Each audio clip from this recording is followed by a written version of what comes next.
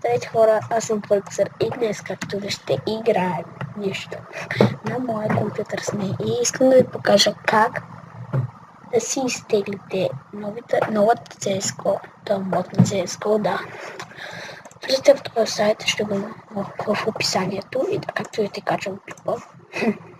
Не този. Така, отваряте го този сайт и цъфате тая бета. Да, съм се го изтеглил, няма да го показвам. И трудното, то не е много трудно, там където сте сложили, трябва да намеря къде съм го сложил CSGO.